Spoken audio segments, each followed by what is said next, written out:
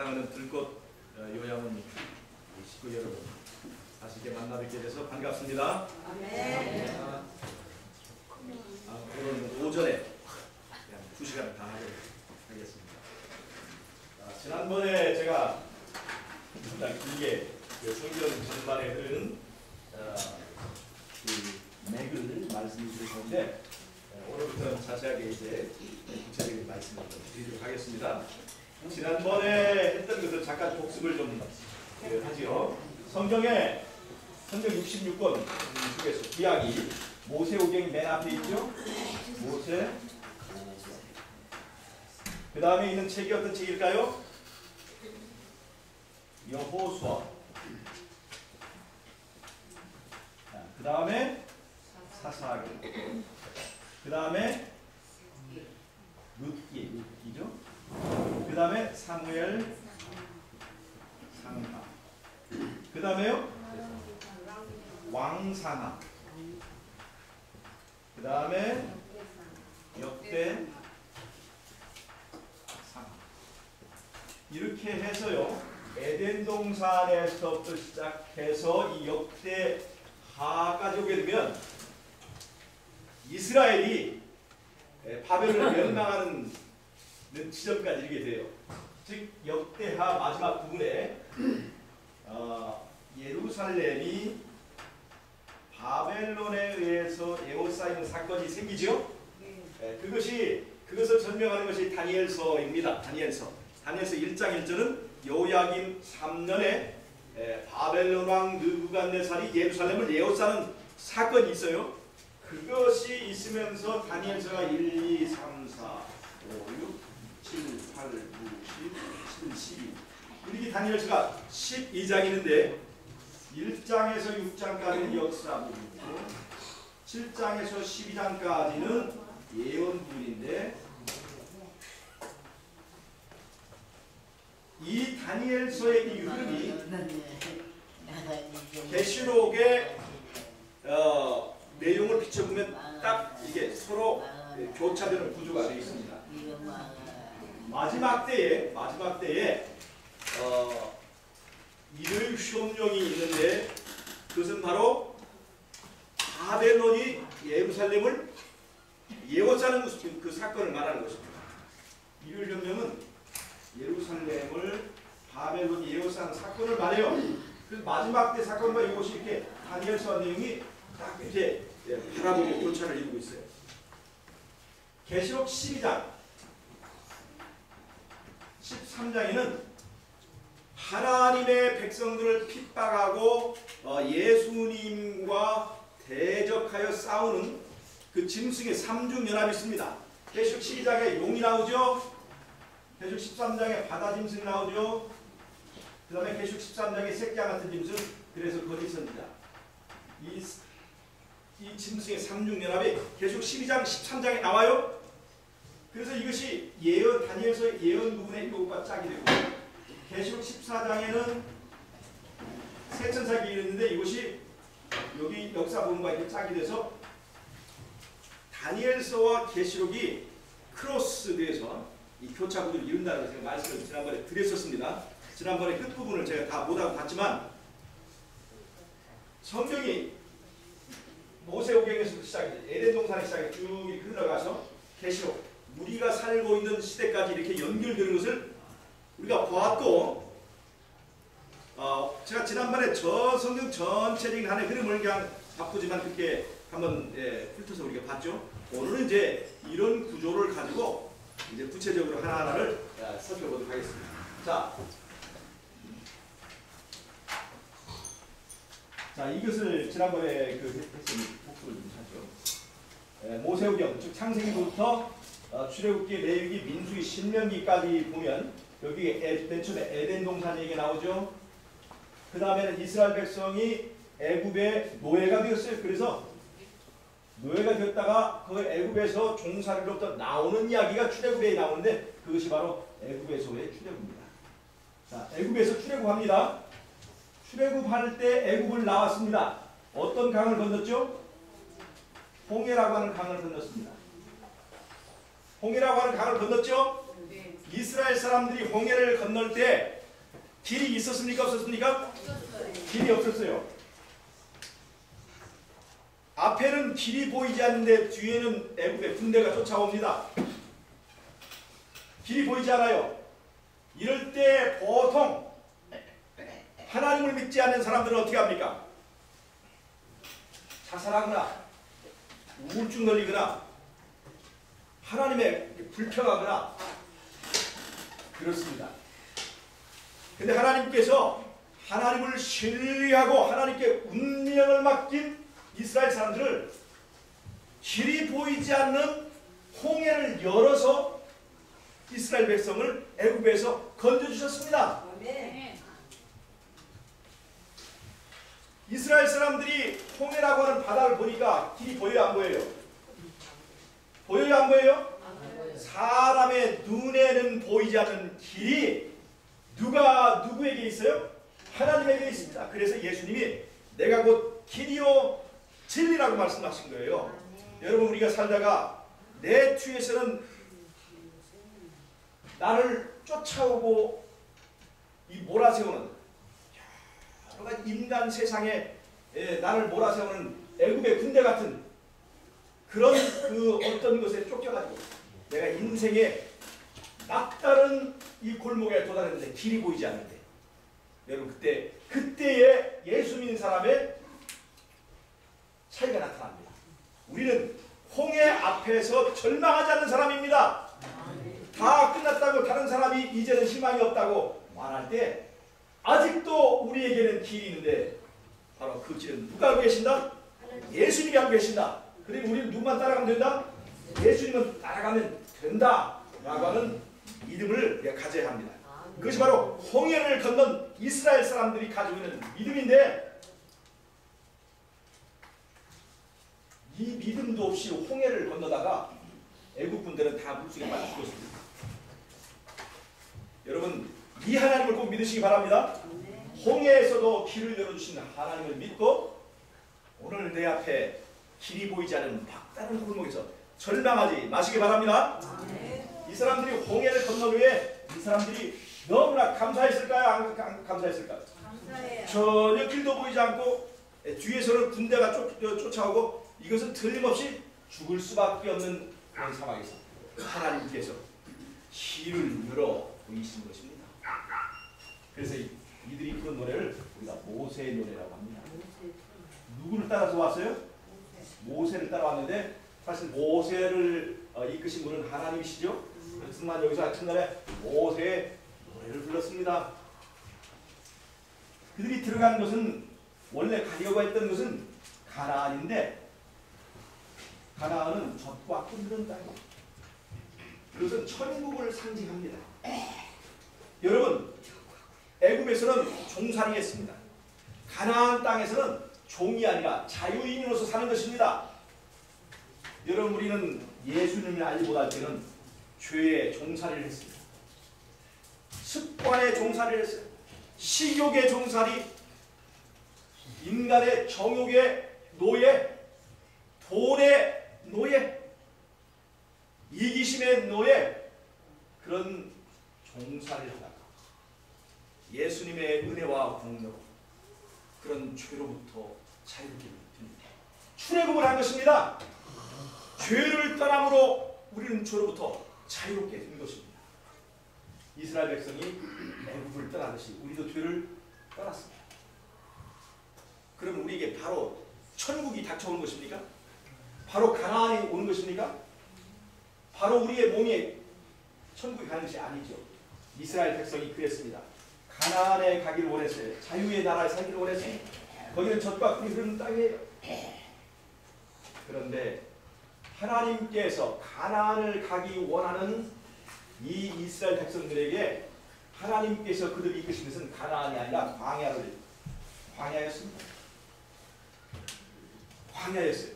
죄로부터 자유케 되기를 원하고, 그 다음에 이제 종노릇하지 않고 자유로운 나라에서 살기를 원하는 그 백성들을 하나님께서 바로 가나안으로 이끄신 것이 아니라 그들을 어디로 이끌었을까요?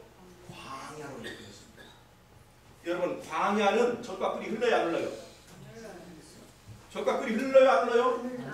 생명수가 흘러야 안 흘러요? 광야는 즐거운 곳일 거예요? 고생의 장소일까요? 자, 여러분 잘 보세요. 우리는 구원받고 천국 가기를 원하죠? 이거 예수 믿었죠? 근데 예수 믿었는데 좋은 일만 생길까요? 아니면 슬픈 일도 생기던가요? 그것이 바로 하나님께서 우리를 어디로 이끄신 거예요? 광야로 이끄신 겁니다. 광야로. 이것이 하늘가는 법칙이에요. 예수 믿고 내가 더 착하게 선하게 살려고 했는데 내게 펼쳐진 것은 가나안이 아니고 광야가 펼쳐질 수가 있다는 거죠. 그럴 때 여러분 낙심하면 되겠어요? 안 되겠어요? 낙심하면 됩니까? 안 됩니까? 낙심하지 말아야 돼요. 이스라엘도 그렇게 애굽에서 나와서 가나안에 갔던 거예요. 여러분 광야는 풀밭이에요? 모래밭이에요? 모래밭이에요. 모래밭. 길이 보이지 않습니다. 먹을 것도 넉넉하지 않습니다. 목말라요. 그런 곳으로 하나님께서 이스라엘 백성을 이끌었습니다. 여러분 왜 하나님께서 바로 가나안으로 이끌지 않고 광야로 이스라엘 백성을 이끌었을까요? 하나님을 신뢰하라.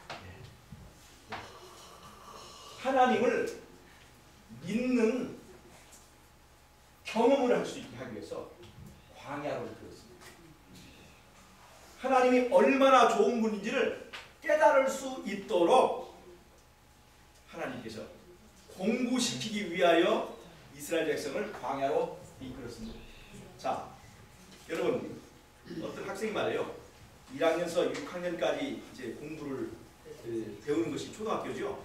초등학교 나왔는데 이 학생이 공부를 열심히 해가지고 얼마 다른 사람 6년 걸릴 것을 3년에 다 맞춰버렸어요. 그러면 초등학교 졸업할 수 있어요? 다 배웠으니까. 졸업할 수 있는 거죠. 지금 물론 지금의 시스템으로는 이렇게 안 될 수 있지만 예를 들면 검정고시 보고 그 통과하게 다 해버리잖아요. 즉 어떤 과정을 배우기 위하여 그 어떤 내용을 배우기 위하여 어떤 과정을 설정했을 때 그것을 잘 배우면 빨리 졸업하는 것이고 더디 배우면 더디 졸업하는 것입니다. 여러분 광야에서 불평하지 마시기 바라요. 광야에서 여러분들의 시련에서 여러분들의 난관에서 여러분의 슬픔 가운데서 너무나 낙담하지 않으시길 바라요. 그 가운데서 배워야 될 공과를 빨리 배우면 그리고 변화되어야 할 만큼 빨리 변화되면 우리 시대는 더 빨리 변합니다. 하나님은 쓸데없이 우리를 고생시키는 분이 아닙니다. 그래서 여러분 이스라엘 백성들처럼 끝없는 모래밭이 우리에게 보여요. 길이 보이지 않고 목이 마르고 배고플 때 낙담하지 마시길 바래요. 그곳에서 하나님께서 가르쳐주기를 원하는 겸손의 공부. 내가 하나님 없이는 아무것도 아니고 주님 없이는 나는 아무데도 오고 갈 수도 없는 그런 존재인 것을 깨닫고 주님을 꽉 붙잡아야 되겠다.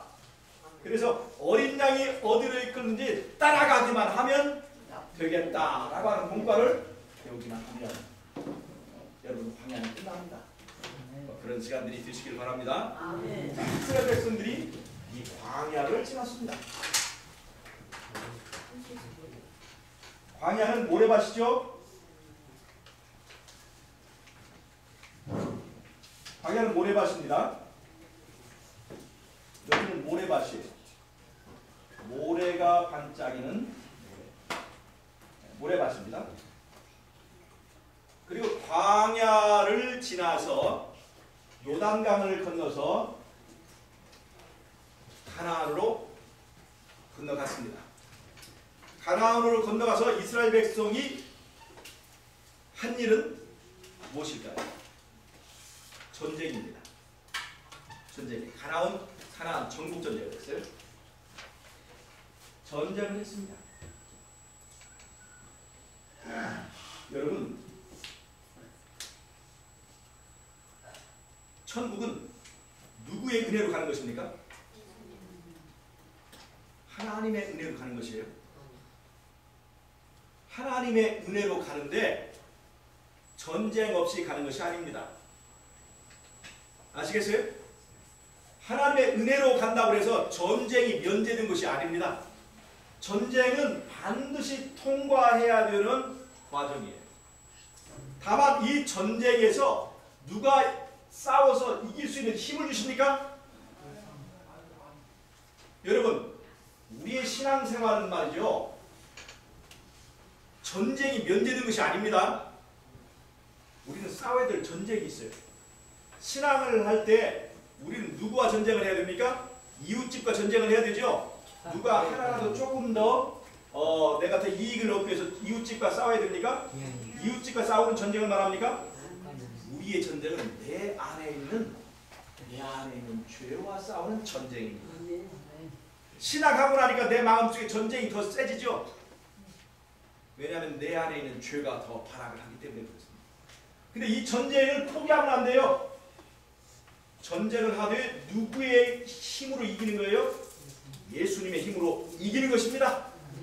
그래서 계시록의 7 교회에 보내는 메시지, 7 교회에 보내는 그 메시지는요, 하나님께서 우리에게 구원을 약속하시고 또 에덴 동산을 약속하시고 하나님께 영생을 약속하시는데 누구에게 그 모든 선물을 주시냐면 이기는 자에게 주십니다.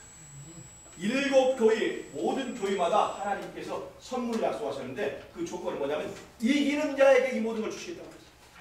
이기는 자는 전쟁이 없는 사람이 이기는 자가 됩니까? 이기는 자는 전쟁이 없는 사람입니까? 전쟁이 있지만 그것을 승리한 사람입니까? 바로 여러분, 그러한 신앙을 우리가 해야 됩니다. 예수 믿으면 전쟁이 없어지는 게 아니에요. 예수 믿으면 광야가 없어지는 게 아닙니다. 예수 믿으면 홍해가 없어지는 것이 아닙니다.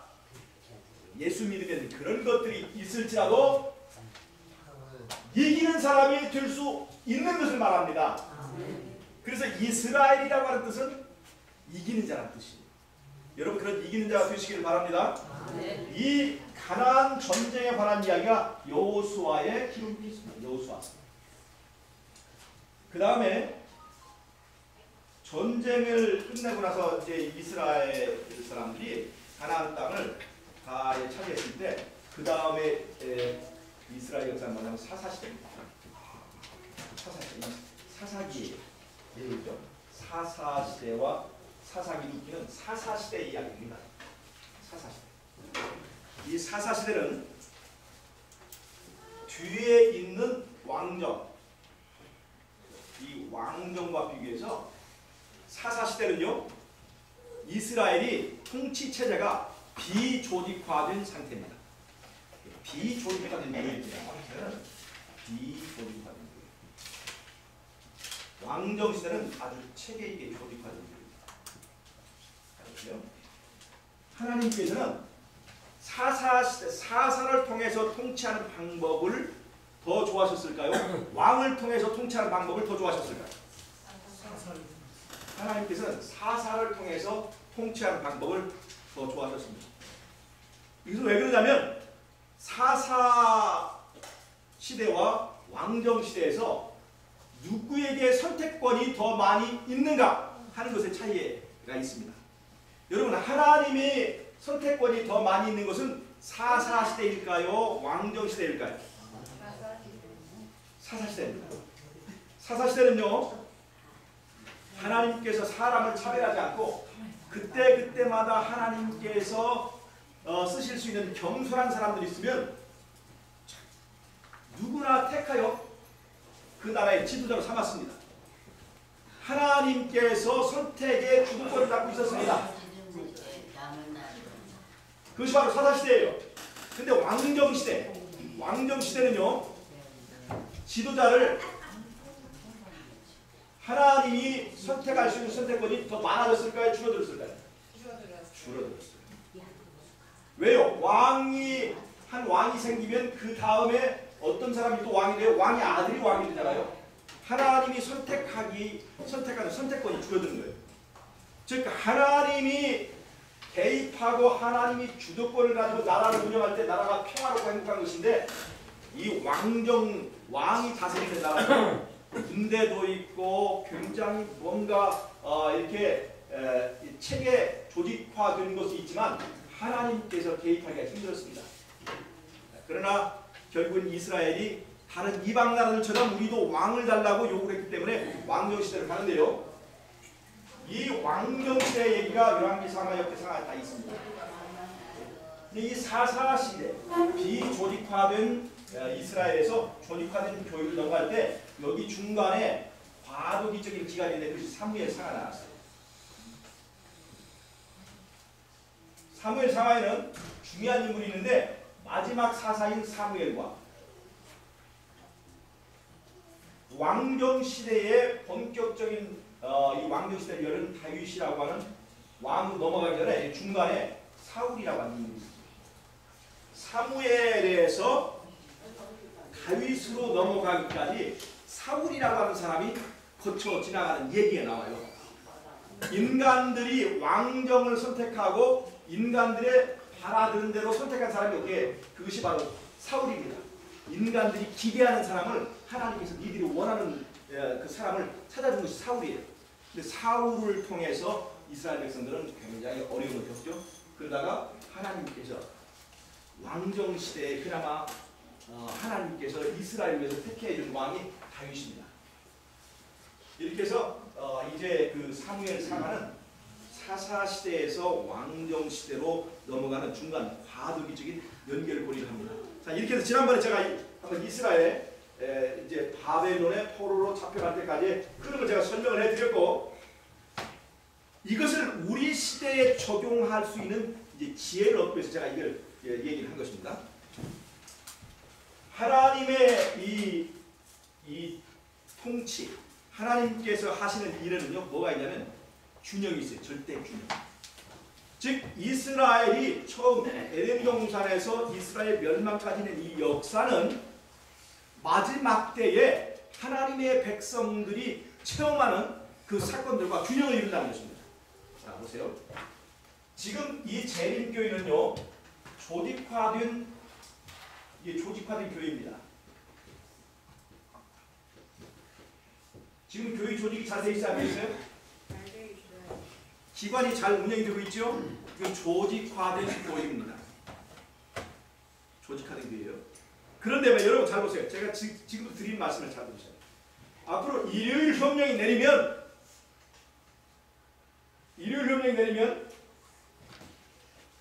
이 교회의 기관들이 존재할 수 있을까요? 없을까요?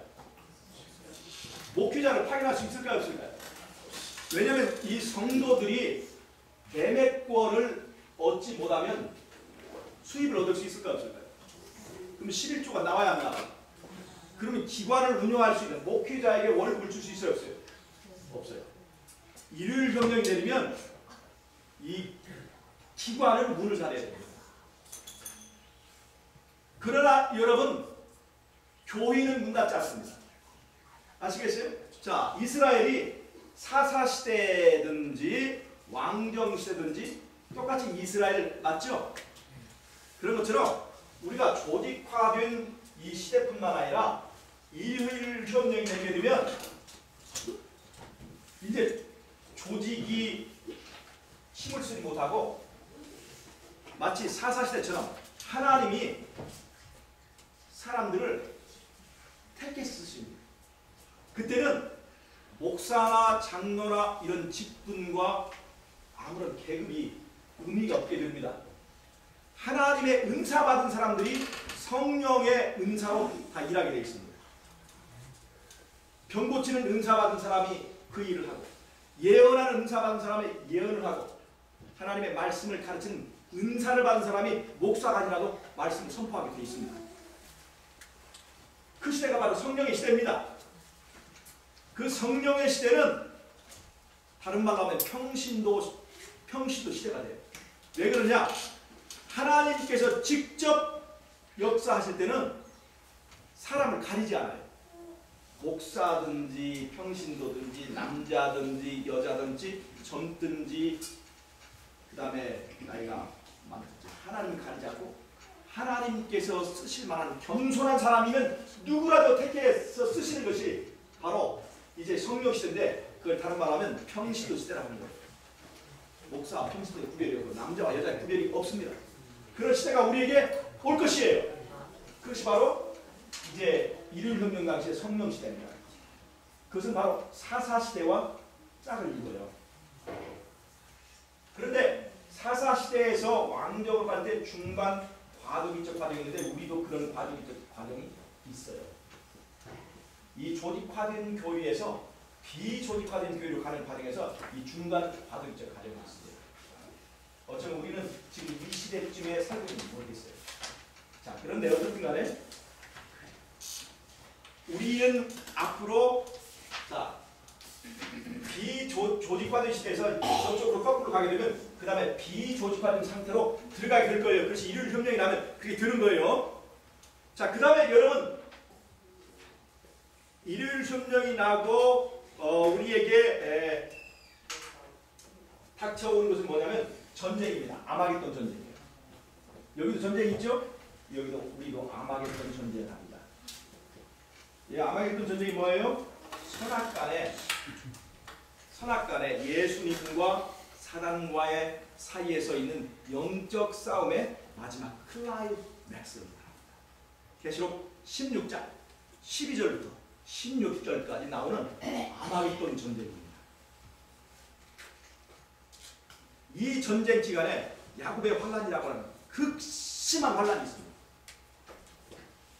그 다음에 여러분, 이 전쟁이 끝나면 우리는 이 땅에 남지 않고 어디로 가냐면 하늘 광야로 갑니다.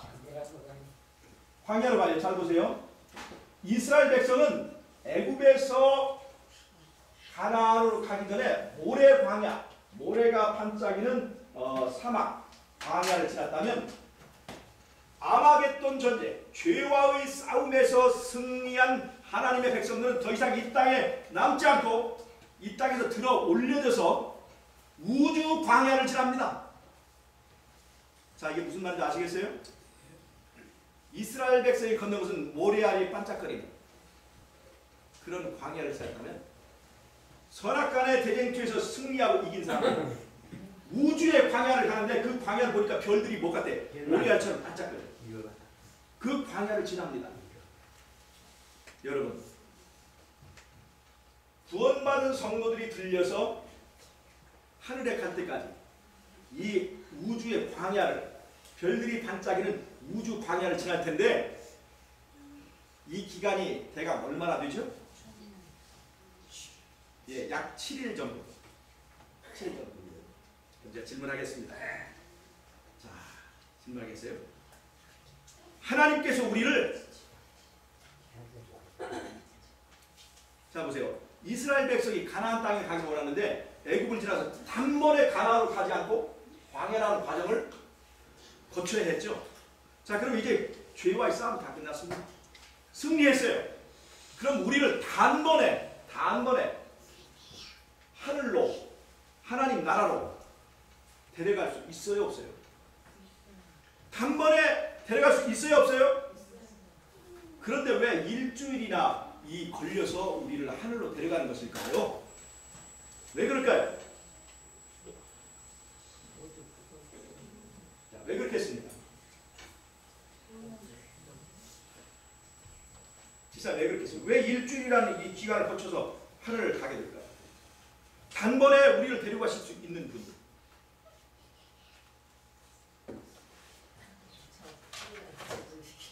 적응시키려고요? 여러분, 잘 보세요. 이스라엘 백성이 출애굽에서 가나안 가기 전에 거쳤던 광야를 지날 때 그들이, 이스라엘 백성이 가나안으로 가지 못하도록 모압 족속이 나와서 공격을 하고, 암몬 족속이 공격을 하고, 아말렉 족속이 공격을 하고, 에돔 족속이 공격하고, 공격하는 무리들이 계속 이스라엘 백성이 있습니다. 그 광야를 지날 때 이스라엘 백성들이 가나안으로 갈 때 환영하는 사람들은 하나도 없었습니다. 전부 다 그것을 공격하는 그 무리들만 나왔어요. 출애굽할 때 그 모래 광야. 그러나 여러분, 아마겟돈 전쟁에 승리하고 이제는 승리해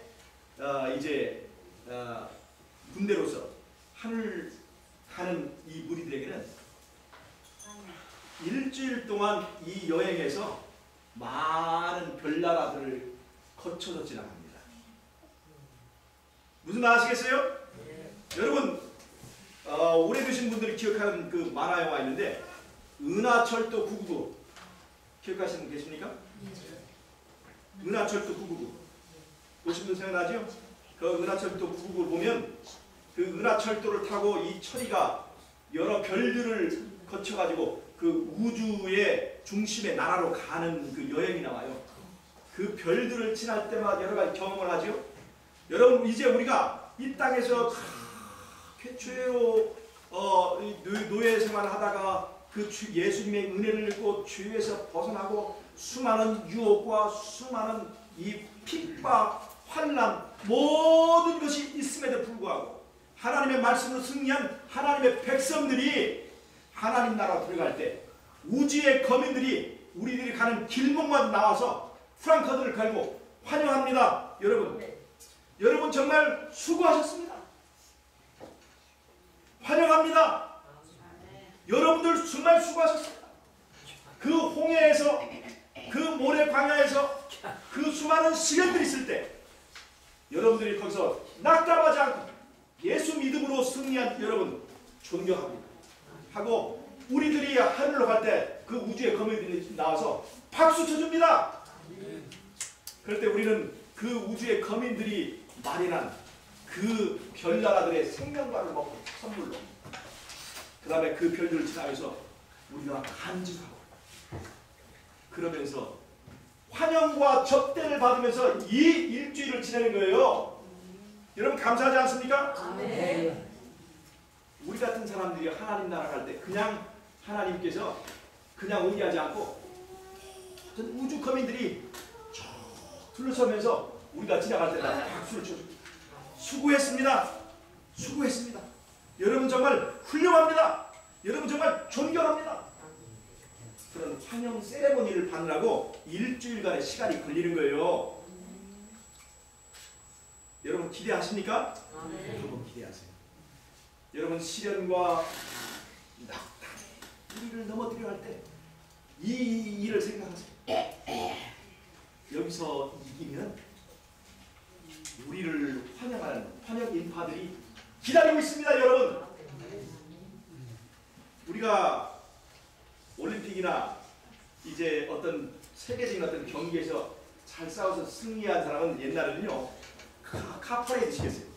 차에다 타고 카퍼레이드 그 우승한 선수가 지나갈 때 지금은 올림픽에서 금메달 잘 따지만 옛날에 양정모 선수가 처음으로 올림픽에서 금메달 땄을 때는요 이 사람이 돌아올 때 차에다 이제 태워가지고 막 사람들이 빌딩에서 지나갈 때 막 꽃가루를 뿌리고 그 사람을 환영하고 그랬어요. 여러분 우리가 아마겟돈 전쟁에서 이기고 승리한 하나님의 백성 부활하여서 예수님과 함께 하나님 나라로 가는 백성들을 우주의 거민들이 꽃가루를 뿌리면서 우리를 환영해 줄 것입니다. 그 환영과 함께 우리가 도달하는 곳이 어디예요? 그 다음에 유리바닷가에 하늘 유리바닷가에 도착합니다. 이스라엘 백성들이 홍해를 건넜을 때에 모세의 노래를 불렀는데 우리가 이제 하늘 우주의 그 거민들의 환영을 받으면서 도달한 것은 하늘 유리 바닷가예요. 그 하늘 유리 바닷가에서 우리는 어떤 노래를 부른 줄 아세요? 계시록 15장에 보면 모세와 어린 양의 노래를 부를 것입니다. 이것은 우주에는 누구도 부를 수 없이 우리만 부를 수 있는 우리 죄와의 그 싸움에서 승리한 그 사람들만 부르는 그 노래를 부를 것인데 그것이 바로 모세와 어린 양의 노래를 부를 것입니다. 이스라엘 백성은 애굽에서 나와서 이제 이러한 역사가 이루어졌는데 우리는요 이제 유리광야를 하늘 유리바닷가를 지나고 우리가 돌아가는 것은 천국입니다. 다시는 죄가 없고 다시는 사망도 없고 다시는 암도 없고 질병도 없고 다시는 늙는 일도 없이 다시는 미워하지도 않고 싸우지도 않으며 서로 사랑하고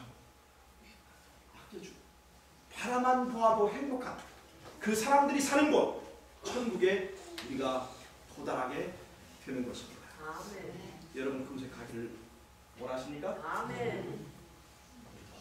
이 땅에서 함께 고생하고 어려움을 겪지만 서로 위해주고 격려하고 토닥여주면서 여러분 그 하늘 방향에 꼭 돌아가시길 바랍니다. 아멘. 우리가 오늘은 늙고 오늘은 병들고 오늘은 이렇게 이 세상에 찌끼처럼 살아가지만 우리에게는 희망이 있습니다. 여러분 우리에게는 우리를 영접하기 위하여 준비하는 우주 거민들이 있고 천사들이 있고 하나님 아버지와 예수님이 있습니다.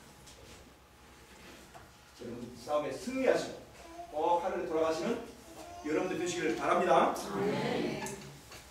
여러분 제가 이제 이것은 지난번에 했던 공부를 대강 복습을 할 거고요. 오늘 제가 이제 11시 20분까지 이제 말씀드리려 하는 것은 바로 이 이야기 중에서 룻기라고 하는 책의 이야기입니다. 오늘 시간이 되는 대로 이 얘기를 하겠습니다. 여러분 어느 분이 룻기를 펴서 룻기 1장 1절부터 한번 읽어주세요.